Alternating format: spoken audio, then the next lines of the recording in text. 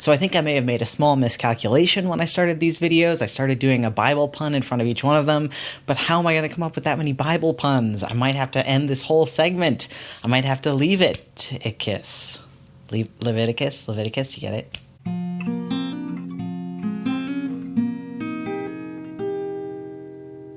Hello everyone, and welcome to our journey through Scripture. This is the third video in our series, and we're talking about the third book of the Bible. This is Leviticus. Leviticus is named after the Levites, who were the priestly class in ancient Israel, and they were the people that were in charge of the tabernacle, which was sort of the moving sanctuary that went with the Israelites through the wilderness. Then later, they became the people that were associated with all the temple rituals once there was a temple in Jerusalem. Leviticus is named after this priestly class because it is full of rules and regulations about sacrifice, worship, and the holiness of the people. Now, if you've ever tried to read through the book of Leviticus, you know that it is some tough going. There are only two narrative sections in the whole book, and they're both about people getting killed for not following the rules, and the rest of it is just the rules. The book itself is not a page-turner, but I think when we zoom out and we take a look at more about the context and see the book in a larger sense, it can be really interesting. So let's start by breaking the book down into pieces like we did with Genesis and Exodus. This book actually starts right where Exodus left off. So remember, the people of Israel were at the bottom of Mount Sinai, and Moses was receiving the law, the Torah, from God. And so that's exactly where Leviticus picks up. Now, traditionally, biblical scholars have broken down Leviticus into two parts. The first part is chapters 1 through 16, which are all about, we think of that as the priestly code. It's all about the laws specifically for the priests and for things like sacrifices. The second part runs from chapter 17 to the end, chapter 27, and we call this the holiness code because it was concerned with the holiness of the whole people of Israel and not just the priests and what their job was. So let's take a moment to talk about when these sections were written, because it's going to help us understand what's actually in them. For those of us who grew up in the church, you might be used to thinking of the first 5 books of the Bible, which are Genesis, Exodus, Leviticus, Numbers, and Deuteronomy, as the 5 books of Moses. In the church, traditionally, we've talked about those 5 books as being written by Moses. That was actually the church's position for a really long time until people started noticing some weird inconsistencies. The first person to write about their doubts on this whole author subject was Saint Jerome,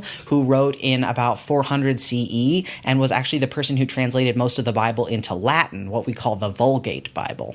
Later, during the Protestant Reformation, Martin Luther also wrote about how he wasn't quite sure about the authorship of the first 5 books, specifically because, and here's a spoiler alert, at the end of Deuteronomy, we hear about Moses' death. So how did Moses write about his own death? Even if you are the greatest leader in Israel's history, that's still a pretty hard one to pull off. In the late 1800s, a scholar named Julius Wellhausen came up with something he called the documentary hypothesis. This hypothesis was put together to explain how the first 5 books of the Bible came to be as we read them today. Based on vocabulary, writing style, historical evidence, and general tone, Wellhausen submitted that there were at least 4 different editors of these first 5 books. These 4 editors lived at different times and places within Israel's history, and so they all had their own thing that they were kind of bringing to the table, but they were putting together fragments of stories, both written stories and oral stories from their history. Fragments of things that had been passed down through the community, usually in the form of something that you would tell around a fire. So remember when we were talking about, in the Genesis video, we were talking about how more stories can actually be better, how seeing an event from multiple different directions can actually be a better thing for the sake of the story? Well, this is what I was talking about.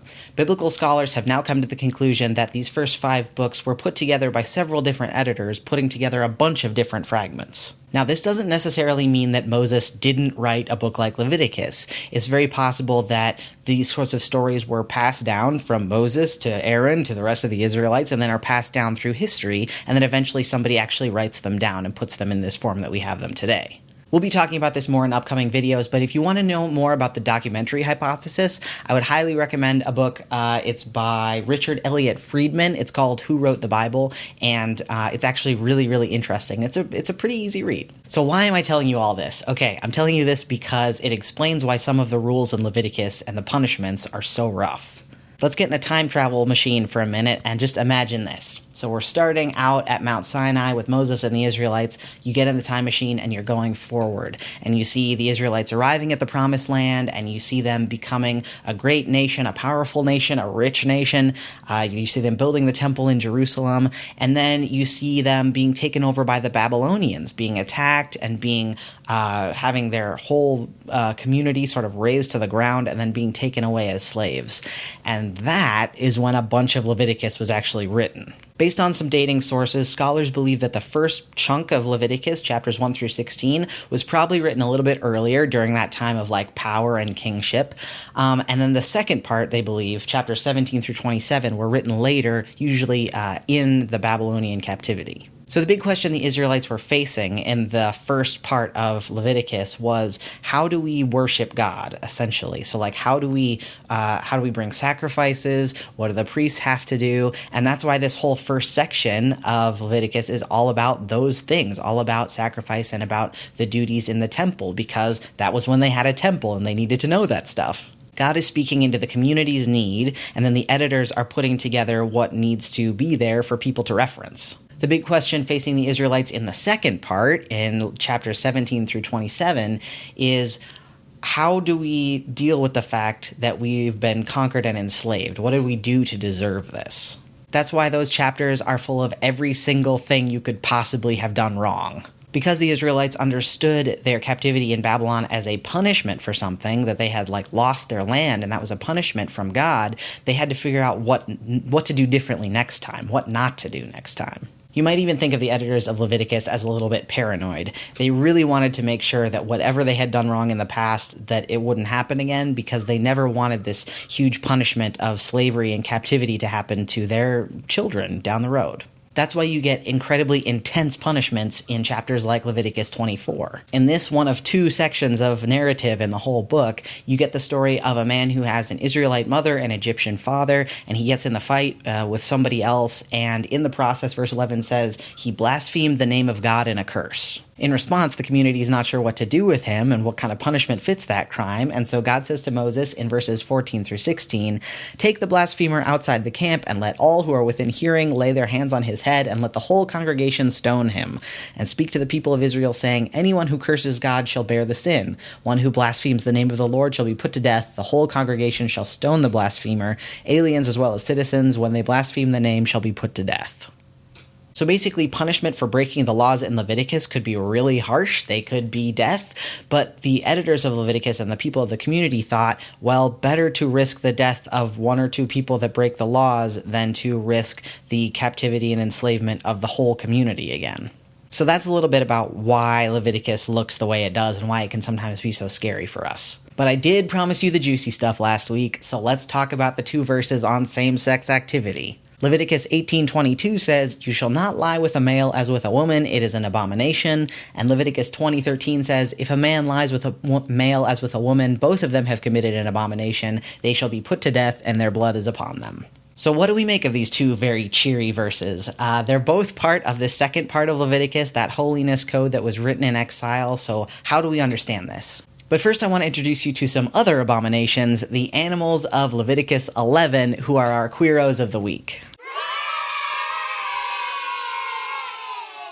Way back in chapter 11, we heard all about animals that are clean and unclean. This is part of the food code about what it's all right to eat. Leviticus 11 follows the same sort of patterning as Genesis 1, which you can hear more about here. The pattern is essentially, the animal has to fit into one of 2 boxes, and it has to be in the right place in creation. So for instance, things that live in the water that are good to eat must look like fish. They must have fins and scales. If they live in the water and they don't have fins and scales, then you can't eat them. They're unclean. So for instance, tuna is okay, but lobster is out. That's why the animals of Leviticus 11 are our Queeros of the week, because they blur boundaries and they're listed as unclean when they don't fit a certain specific cultural category. They queer our understandings of what it means to belong to a certain group, whether that group is fish or not fish, or gay or straight, or man or woman, and some things just blur all together. As Mary Douglas put in her book Purity and Danger, what makes something unclean isn't that it's morally wrong, it's just that it's in the wrong place. Like, for instance, you wouldn't call your garden dirty, right? But if you got dirt from your garden onto your rug, then your rug is dirty. It's not morally wrong, it's just that the dirt is in the wrong place. So in Leviticus 11, verses 13 through 19, we read about birds that are clean and unclean, and the text says, "These you shall regard as detestable among birds. They shall not be eaten, they are an abomination. The eagle, the vulture, the osprey, the buzzard, the kite, the raven of any kind, the ostrich, the nighthawk, the seagull, the hawk of any kind, the little owl, the cormorant, the great owl, the water hen, the desert owl, the carrion vulture, the stork, the heron of any kind, the hoopoe, and the bat," which isn't even a bird.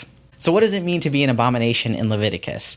Well, it doesn't mean that eagles are morally corrupt, and you wouldn't expect to see Westboro Baptists standing outside marshland sanctuaries with signs that say God hates herons. These birds just lived outside of the cultural boundaries set by the Israelites. So back to Leviticus 18 and 20. Do these verses mean that it's wrong to be attracted to somebody of the same gender? Well, no, not any more than it's wrong to be an owl. Is it wrong to act on those attractions or to be in a relationship with someone of the same gender? Well, maybe if you took these verses completely out of context of the rest of Scripture. As Jack Rogers wrote in his book, Jesus, the Bible, and Homosexuality, he pointed out that as Christians, we look at all Scripture through the lens of Jesus' life and teachings. The laws we see in Leviticus are concerned with ritual purity, but Jesus isn't as concerned with ritual purity as he is with a sense of purity of heart. Jesus constantly breaks the laws in Leviticus when he does things like touches a leper or touches a woman who has an issue of blood in Mark. There's even a point in Mark 7 where it says Jesus declares all foods clean because it's not what goes into your body that can defile you or make you clean or unclean. It's your actions and words, the things that come out of you. So when we put Leviticus in its place in Scripture and see it through the wider lens, and when we Christians see it through the lens of Jesus' teachings, we realize that maybe ritual purity is not the most important thing to us. But that doesn't mean that it's not important to some people, like, for instance, our Jewish siblings. We never want to say, well, this is, garbage and get rid of it because Jesus didn't seem to pay that much attention to it. We never want to do that because our Jewish siblings do, in a lot of ways, still hold to a lot of these different codes. But we might understand that in our particular context, that might be different. Does that make sense? So I'm going to leave that there. But if you want to learn more about how Christians understand Leviticus, I would highly recommend James Brownson's book, Bible, Gender, Sexuality. It's a really good one. So the last question I always ask in these videos is, why is this book important for LGBTQ plus folks? Well, obviously, Leviticus has been one of our sort of texts of terror, and a lot of us have been rightly kind of afraid of it and the sort of clobber passages that have been used against us. But I also think that there are a lot of really interesting laws in Leviticus that might actually help us be a better community. For instance, I love that before any laws really get laid out, in Leviticus chapter 4, God is setting up a whole system for forgiveness. Chapter 4 lays out all the different kinds of sin offerings that you might bring to the temple or to the tabernacle if you've realized that you've screwed something up.